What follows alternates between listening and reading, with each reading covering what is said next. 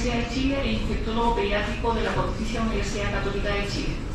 Formó parte del equipo de VIH pediátrico del Hospital Roberto del Río desde el 2016 y luego se hizo cargo del programa entre los años 2019 y 2020. También participó en el seguimiento de los casos de abuso sexual infantil y luego formó parte de la unidad de protección infanto-adolescente a cargo de los casos de GIS 86. Motivado probablemente en esa instancia, estuvo en esas funciones hasta el 2024, donde pasó a ser residente del programa de psiquiatría infanto-juvenil de la Universidad de Chile, donde está cursando el segundo año. Así que, ¿qué mejor presentador para hablarnos de adolescencia y VIH, desafíos más allá del VIH? Hola, buenas tardes.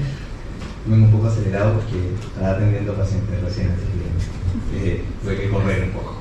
Primero que todo, muchas gracias por la invitación y por seguir creyendo que puedo hacer un aporte a pesar de estar en un mundo diferente, aunque créanme que ya después de 2 años el mundo no es tan diferente. Y mi intuición de que todo esto está relacionado, la experiencia me dio un poco la razón en relación a que todo está íntimamente relacionado si uno mira de una manera más integral a los pacientes. En una presentación que hice el año pasado, Jaime Rodríguez me preguntó: ¿por qué llegaste a la psiquiatría, loco? O sea, ¿qué vaya a hacer ahí? ¿Cómo lo vaya a unir? Entonces justo era una presentación de infecciones de transmisión sexual en adolescentes y le dije: Jaime, mira, escucha la presentación y te vas a dar cuenta que sí está relacionado. Y cuando la terminé me dijo: claro, tienes razón, está más pegado de lo que yo pienso. Bueno, esta es la hoja de ruta. Yo sé que es un poco larga, si parezco metralleta, de verdad lo siento, pero quiero decirle tantas cosas que voy a tratar de ser lo más breve posible. Ale, recuerda que se eliminó una clase, así que puedes hacerlo con más calma. Ya no, pero igual, no lo quiero la tierra. Ya, de manera introductoria, según los cálculos, en el 2021 había 1.7 millones de adolescentes de 10 a 19 años que vivían con el VIH, de los que alrededor del 90% estaban en la región de África, según la OMS. Si bien estas infecciones en adolescentes han ido disminuyendo con el tiempo, desde el máximo registrado en 1994, todavía representa más o menos el 10% del total de las nuevas infecciones. Y dentro de este porcentaje, 3/4 partes son mujeres. Y además de las coberturas que se hacen con las distintas pruebas, es baja. Es posible que estos adolescentes y adultos jóvenes estén con el virus y no lo sepan. Y en resumen, los adolescentes que viven con el VIH requieren una atención multidisciplinaria desde el inicio, desde el diagnóstico, y que tiene que ser apropiado para que el abordaje de las necesidades médicas, psicológicas y sociales, y especialmente en la atención de salud mental, reduzcan el estigma, el apoyo a la adherencia y la transición a la atención de adultos. Y por eso hay que mirarlo de manera muy global. Y para mirarlo de manera global, los invito a ver el hoy adolescente, porque claramente la adolescencia que cada uno de nosotros vivió es diferente a la que están viviendo los actuales adolescentes. No sé si han visto la serie, si no la han visto, se la recomiendo, pero absolutamente. No es tan amenazante como sale ahí el adolescente psicópata.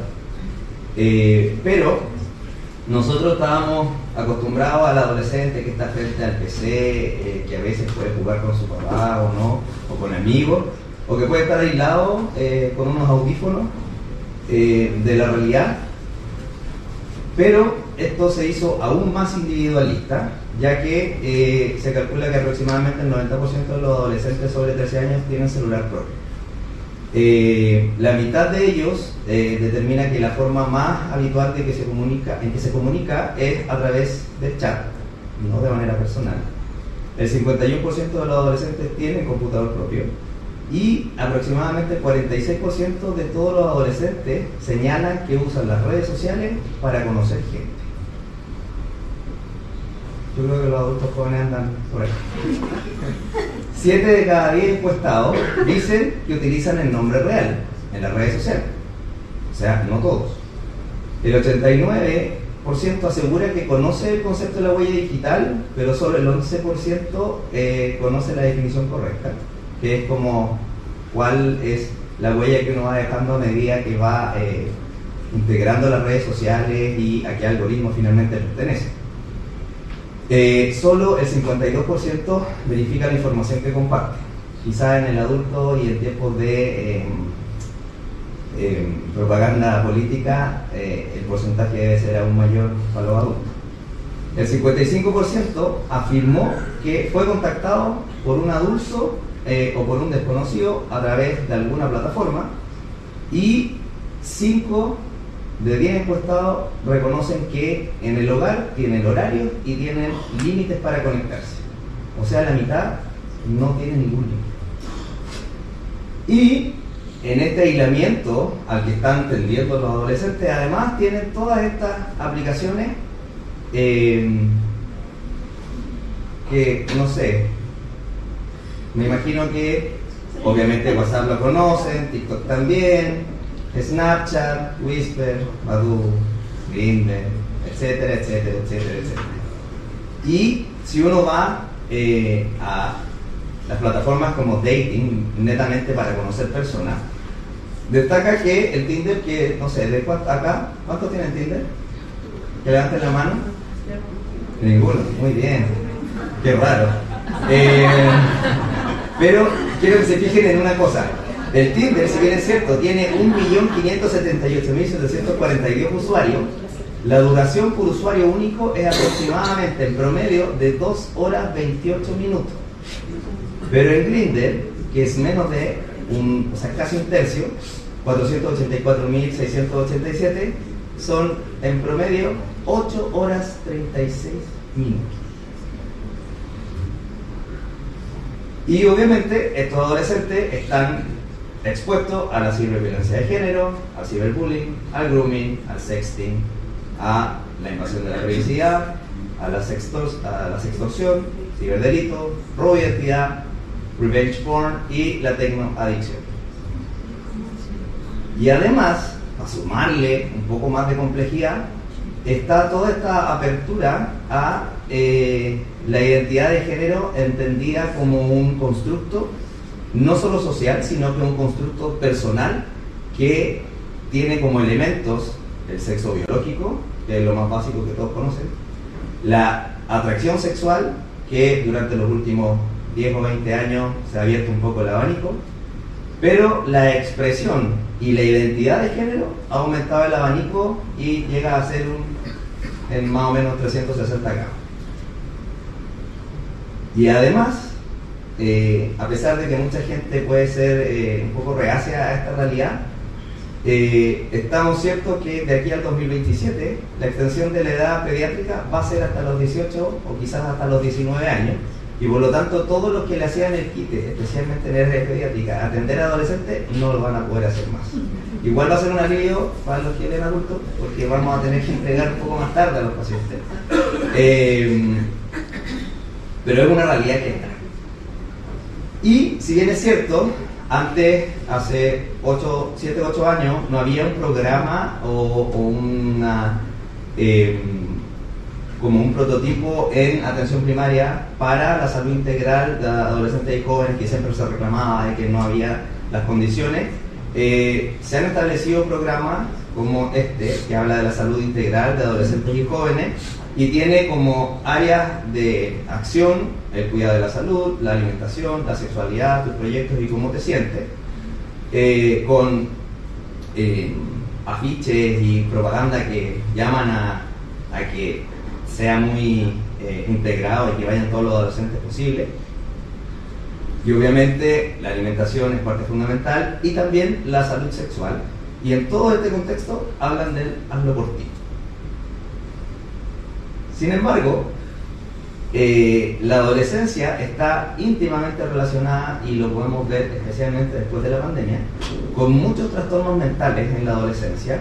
No solamente la típica ansiedad y depresión, sino que el trastorno por déficit atencional con hiperactividad, y no llegando al sobrediagnóstico, sino que a tratar de relacionar el trastorno por déficit atencional como un continuo entre la niñez, la adolescencia e incluso llegando a la adultez, con una cantidad de comorbilidades asociadas a eso y no del área de salud mental que es mucho más alta de la que se creía.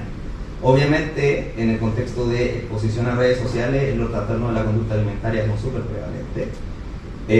Si bien es cierto, es poco probable la psicosis, también existe.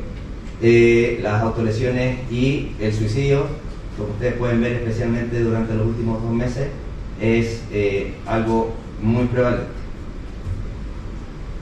Entonces, estos adolescentes que están ahí con sus problemas emocionales, con su trastorno alimenticio, con su sobreexposición a través de redes sociales, tienen dentro de su historia de vida o de su camino de vida futuro depresión, aislamiento, psicosis, inseguridad en las relaciones sociales e interpersonales, y obviamente dentro de todos esos riesgos están las relaciones sexuales sin protección, y porque además ellos tienen un concepto y que yo creo que debemos reconocer que todos lo tuvimos, una actitud temeraria frente a que a mí no me va a pasar nada.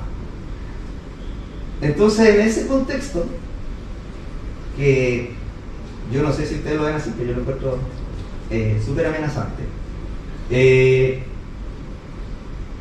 se trata de marcar, hablar de VIH y adolescencia. Yo sé que la idea de la Erika era que yo le hablara de cómo vamos a hacer la transición y cómo, por qué nosotros consideramos desde el área infanto-juvenil que le entregamos una joyita. Pero también hay que pensar que, por ejemplo, esta semana una colega de Osorno, la doctora Pasalaco, me llama y me dice: Ale, necesito ayuda. Mañana voy a ver a un paciente de 14 años que tiene VIH positivo, la mamá jura que es virgen, y el niño ya ha tenido 4 parejas sexuales con sus 14 años, y todavía ni siquiera se había averiguado si es que eran adultos o no eran adultos. Por lo tanto, si fueran adultos, habría que hacer una denuncia independiente del consentimiento, ¿no? Entonces, como les voy a mostrar más adelante, independiente de si hay una PrEP para los adolescentes en algún momento, el riesgo está, y como las políticas públicas habitualmente van un poco retrasadas en relación a lo que pase después, hay que tratar de adelantarse un poco a eso. Entonces, ¿por qué los adolescentes son importantes? Porque son muchos, primero que todo.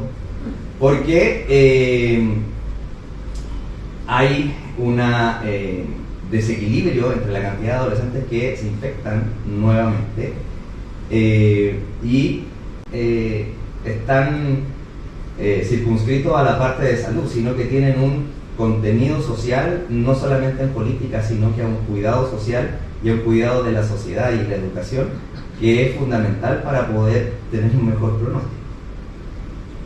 Porque lo que rodea a estos adolescentes es habitualmente el estigma en general, porque no es lo mismo que un adulto tenga VIH a que un adolescente lo tenga, porque, como les voy a contar más adelante, el estigma o el prejuicio va de manera bidireccional. Puede haber asociado muchos traumas, aislamiento, falta de soporte social, suicidalidad y depresión, y un cuidado que no es realmente sustentable en el tiempo. Y, por si no fuera poco, a pesar de todo ese contexto, además de todo ese contexto social, ya hay suficiente evidencia neurobiológica para reconocer que el neurodesarrollo en pacientes pediátricos que tienen transmisión que resultaron infectados por transmisión vertical, claramente hay un retraso y hay un compromiso significativo de las neuronas, de las glías y en general del sistema nervioso central. ¿Y cuál es el problema de ese compromiso o de ese neurodesarrollo que está alterado? Que por la inflamación crónica que se genera en ese órgano blanco, la relación es casi lineal con el aumento de la depresión y de todos los prevalencia de alteraciones de salud mental. Y si uno va a buscar de manera más dirigida, ¿por qué están tan relacionados estos dos aspectos? Porque en niños, niñas y adolescentes VIH positivo, la prevalencia de alteraciones del sistema nervioso central, no solamente desde el área neurológica, sino que también en el área de salud mental, está entre el 25 al 50%. ¿Por qué son tan diferentes los números? Porque la búsqueda activa de alteraciones neurológicas y de salud mental es bastante dispar en los distintos centros donde se hacen estos estudios. ¿Cuáles son los más comunes? El trastorno por déficit atencional con hiperactividad, trastornos del ánimo, trastornos de ansiedad y el uso de sustancias. Menos común, los trastornos psicóticos y los trastornos afectivos bipolares. ¿Cuáles son los factores de riesgo que más se relacionan a tener una más alta prevalencia de estas alteraciones?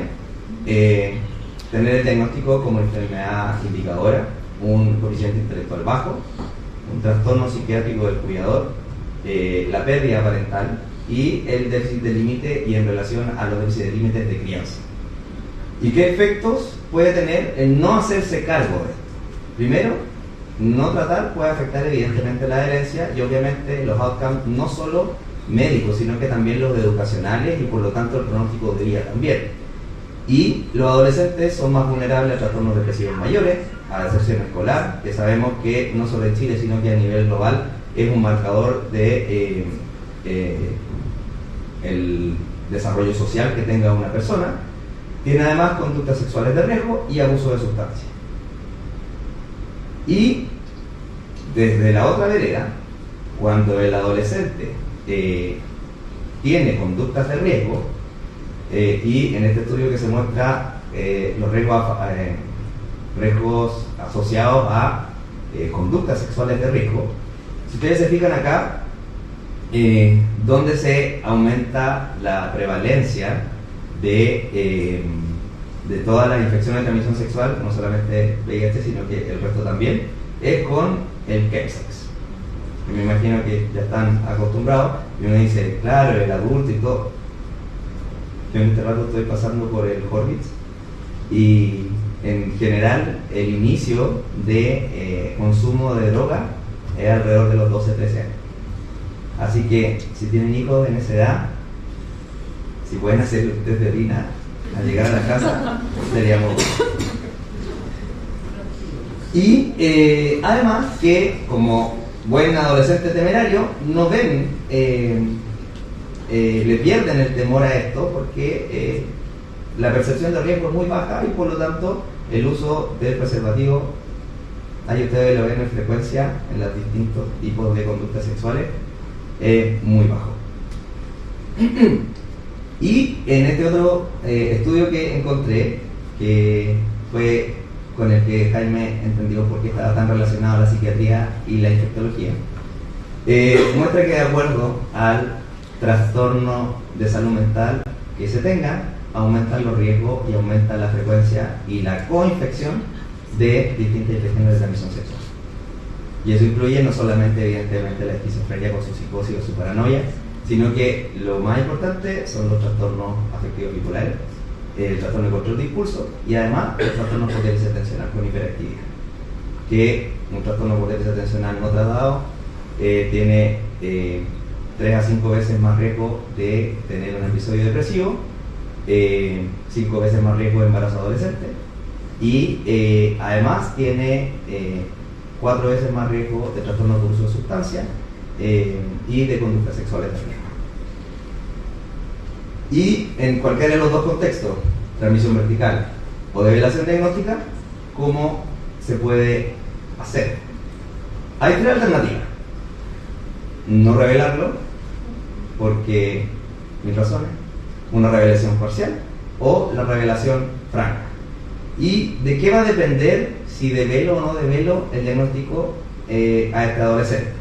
Hay distintos factores que se han estudiado, pero como el que más se repite es el evitar el daño psicológico o estrés emocional al menor. Además, el temor a la revelación voluntaria del menor a otras personas, porque es un secreto. Que tengan edad insuficiente. que haya comprensión insuficiente de los conceptos de muerte y enfermedad por parte del adolescente, temor al dolor empático por parte del cuidador, culpabilidad, especialmente asociada a los padres o a los cuidadores principales, el temor a revelar otros secretos sobre el mecanismo de transmisión del VIH. Y hay muchos padres o cuidadores que consideran que los niños no tienen que saber. Y temor a la asociación de que si hay promiscuidad va a haber homosexualidad por parte del cuidador. Entonces,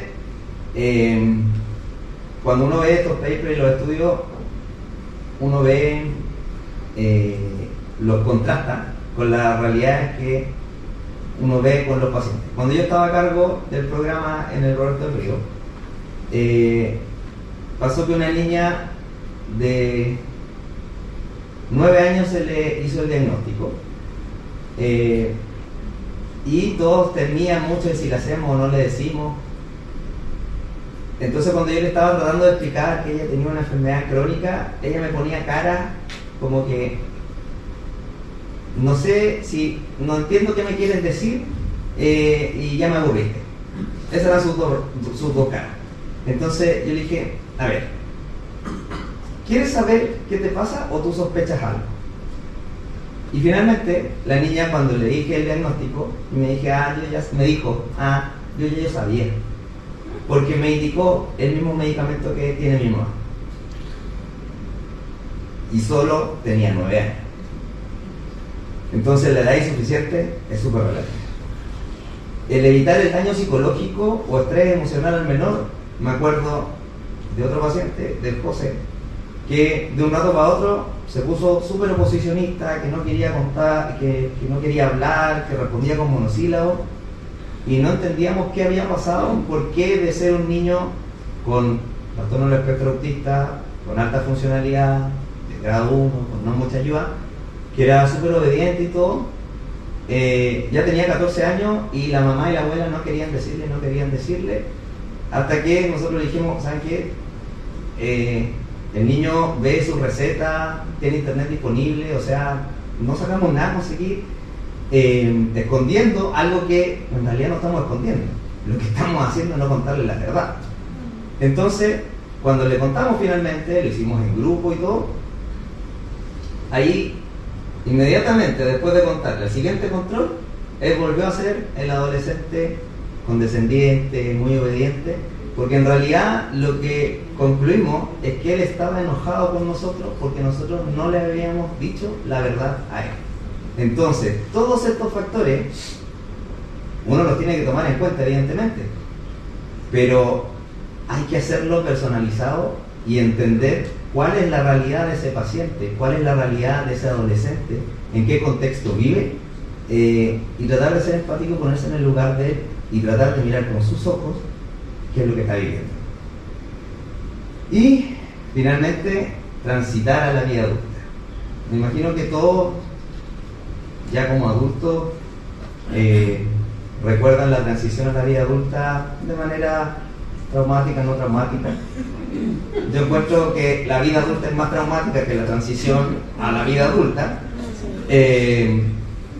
pero obviamente cuando uno piensa en esto, uno trata de buscar qué experiencia tienen otros. Y por ejemplo, en este estudio, que el que reciba a muchos pacientes adolescentes, yo creo que es bien importante que lo lean, que por ejemplo en este estudio de Argentina, que tenía 37 adolescentes con transmisión vertical, cuando pasaban a la vida adulta o llegaban al médico adulto, el 62 caía en falla virológica y 11 de 23 de los 11 de, o sea, perdón, habían 11 casos de 23 que no habían caído en falla virológica, que tenían una experiencia con 5 antirretrovirales y otros con 3, y esos estaban relacionados finalmente a una falla virológica a más largo plazo.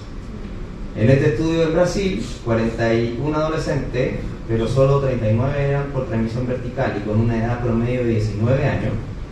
El primer CD4 en la primera visita con el médico adulto era de 250 cepas. El 46% tenía cargas virales menos de 400 copias y el 70% tenía falla de adherencia durante los últimos 2 años. Este estudio de Rusia eran 20 adolescentes, 1 transmisión vertical y otro 19 conductuales. En el seguimiento, 3 solo se mantuvo, 4 fueron referidos a otros centros por comodidades propias del paciente y 13 abandonaron el seguimiento. En Tailandia, de 67 adolescentes, todos mayores de 18 años, solo 73 se mantuvieron activos, 3 se perdieron el seguimiento, 7 se fueron a otro centro y 6% falleció. Y finalmente, este estudio de Malasia, con 21 adolescentes, solo 1 perdió el seguimiento y algunos tuvieron que cambiar la terapia antirretroviral por falla virológica, pero tenían pocas conductas de riesgo. ¿Y qué es lo que hacía diferente que tuvieran un mejor pronóstico? Es que trabajaban, tenían planes futuros en su vida. Entonces, para poder hablar de la transición a la vida adulta, tenemos que hablar de barreras y facilitadores. ¿Qué barreras tenemos evidentes? Que la carga emocional del diagnóstico no es solamente para el paciente ni su familia, sino que también para nosotros, y hay que reconocerlo. Además, el cambio brusco desde el cuidado familiar y de soporte del mundo pediátrico al independiente y no cercano al cuidado del adulto es súper brusco, si es que se hace de golpe. El estrés a pasar a la vida adulta del cuidado del tratante es similar a perder a un miembro de la familia. Y obviamente los que están a cargo de estos pacientes también viven un estrés bastante significativo. Obviamente hay efectos, como ya conversamos, de la enfermedad en déficit neurocognitivo y como vimos también en todo lo que está relacionado al área de salud mental. Hay impedimentos logísticos y del sistema en relación a los problemas de desplazamiento, que en un mundo donde había un universo mucho más pequeño a un universo gigante donde están los adultos, claramente el desplazamiento es un factor muy importante, porque son sitios más grandes, que están más ocupados y con tiempos de espera mucho más largos en adultos que lo que estaban acostumbrados a vivir en la parte pediátrica. Y lo que les comentaba antes, el estigma del VIH es bidireccional en estos contextos, porque los adultos asumen que las conductas sexuales de los que tienen el VIH por transmisión vertical son iguales a los de ellos, y los adolescentes en ese contexto se sienten injustamente juzgados, entre comillas, y finalmente la discriminación es recíproca, ya que encuentran a los adultos mucho más viejos que ellos y más enfermos porque están más deteriorados. Pero no todo es tan malo, hay algunos facilitadores para que tengamos un poco más de esperanza. El soporte social sí es muy significativo. ¿Por qué? Porque hay una mejor adherencia a las terapias, pero además hay un desarrollo de resiliencia de manera progresiva. Puede generar amistad cuando hay soporte social y más si es que se conocen entre ellos. Y muchas veces hay enlaces románticos porque tienen un punto común, que es compartir la experiencia de vivir con el VIH. Y siempre está recomendado transicionar en grupo, no mandarlos solos, porque el hecho de transicionar en un grupo hace que la experiencia de transicionar sea menos traumática. Y obviamente este soporte social no viene solamente de los adolescentes, sino que también del personal de salud, y va asociado a ¿qué? A psicoeducar para el proceso que van a vivir, tratar de reducir el riesgo de las conductas sexuales, darle el poder al adolescente para que haya un automanejo de la terapia antirretroviral, entrenarlos en qué significa estar en un contexto de adultos, y obviamente tener workshops del personal de salud para que mejoren el manejo de manera progresiva. Y hay que prepararlos para la transición, y esta cosa muy importante que en la parte administrativa cuesta mucho hacer que entiendan, especialmente cuando hay jefatura un poco rígida. Hay que retrasarla hasta que el adolescente esté preparado, porque no sacamos nada con derivar porque tiene 18, cumple 18 y se manda para el lado y listo. Si es que el adolescente no está preparado, porque eso va directo al fracaso. El proceso, como les dije, tiene que ser súper individualizado, y hay que integrar de manera progresiva al adolescente en las decisiones que se vayan tomando para que él se dé cuenta de la autonomía y finalmente la autoeficacia sí puede estar presente en él. Y obviamente el manejo tiene que ser multidisciplinario, no solamente desde el área médica biológica, sino que también la parte reproductiva, la salud mental, y obviamente siempre incluir en este manejo multidisciplinario al químico farmacéutico. Y tiene que haber una coordinación de la transición, tiene que haber comunicación bidireccional, o sea, el pediátrico se comunica con el adulto y después, cuando el adulto ya lo tiene, le dice al pediátrico cómo va, o si hay algo que no entiende, pregunte qué onda, qué le pasa, qué hice mal o qué hicimos bien y qué él está haciendo mal, porque, o sea, yo traspasé a adultos, niños que yo seguí por más de 10 años. Entonces, claramente, el nivel de conocimiento que van a tener de ese paciente va a ser totalmente distinto. Y por lo tanto, la comunicación va a ayudar en el proceso para ambas partes. Y particularmente disminuye mucho la angustia de separación de estos adolescentes. Y si es que se genera este seguimiento posterior, va a haber el feedback adecuado para ambas partes. Y acá algunos consejos que ojalá nos puedan tomar, especialmente los del área que se hace cargo de los adolescentes y también de los que reciben.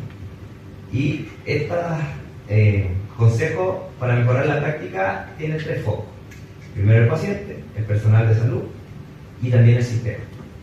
Primero, una preparación temprana. ¿Cuál es la recomendación general? Develación diagnóstica alrededor de entre los 9 y los 12 años, dependiendo de la madurez y de el equipo cuidador que tenga ese paciente.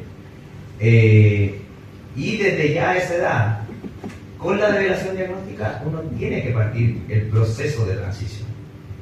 Enganchar a los cuidadores en el contexto o en el sentido de decirles ya, a este adolescente hay que prepararlo para la vida adulta y por lo tanto usted tiene que entender que hay que dejarlo volar.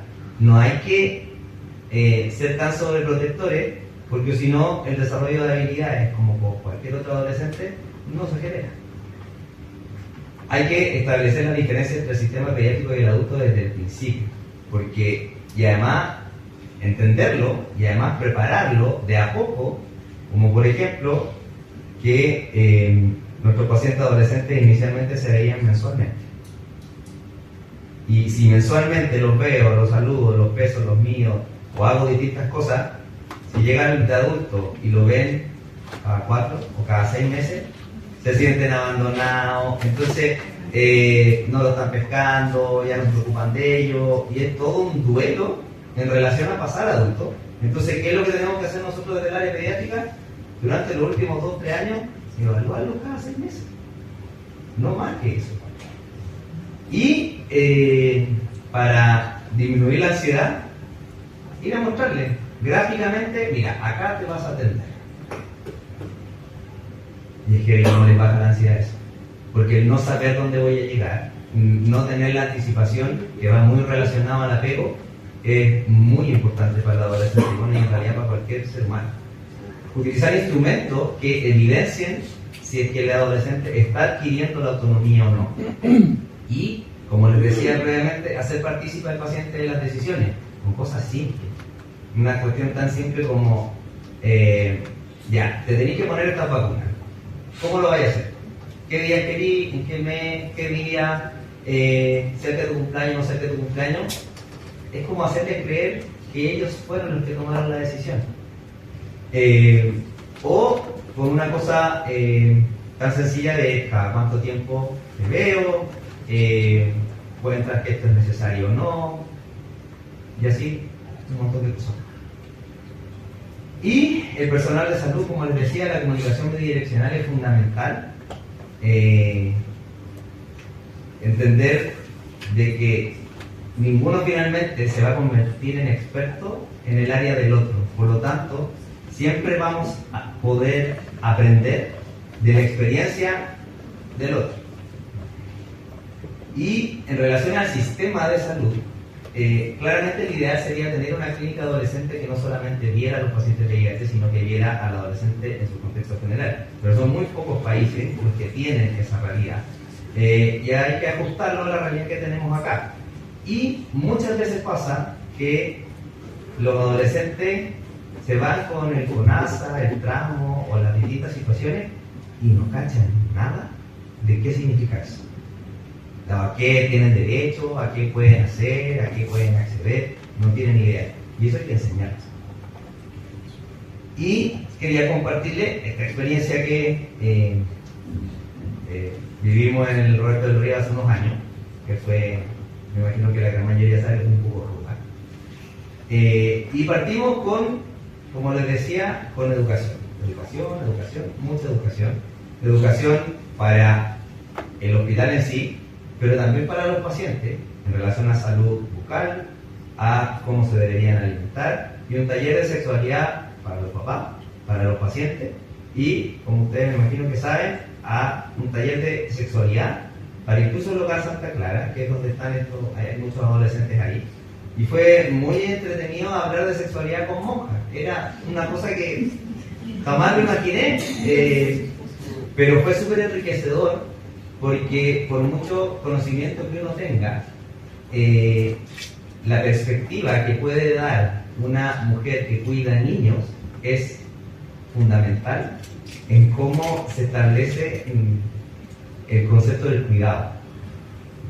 Y ocurrió una situación que claramente no fue coincidencia, o al menos no lo tomamos nosotros como coincidencia, porque eso tuvo un efecto en nosotros, y no estoy hablando de la mayor carga asistencial. Cuando ocurrió el incendio del Hospital San Borja, se decidió que las pacientes que estaban en control por VIH iban a San José y los niños iban a Roberto del Río, especialmente los de transmisión vertical. Pero resultó que una de estas mamás que llevó al Hospital Roberto del Río para hacer el protocolo de transmisión vertical, tenía ella VIH por transmisión vertical. Y con 21 años había quedado embarazada y tuvo a su hijo y empezamos el seguimiento. Y en el momento en que yo le entrego la tercera PCR negativa y le digo que su hijo, gracias al protocolo, está sano, sin el virus, yo le hice una pregunta y le dije, no me tiene que responder inmediatamente, pero ¿usted sería tan amable de contar su experiencia como mujer con VIH a partir de la transmisión vertical a mis pacientes? Entonces yo le dije, piénselo y me dice, y ella me contestó, no tengo nada que pensar, obvio que sí. Entonces hicimos una reunión virtual con los papás, y había muchos pacientes también, y ustedes no se imaginan la cantidad de llantos y de historias que surgieron a partir de eso. Fue muy significativo, porque uno puede decirle a los pacientes, oye, sí, si haces esto va a salir todo bien, pero demostrarle con evidencia vivida y a través de una experiencia de una persona, claramente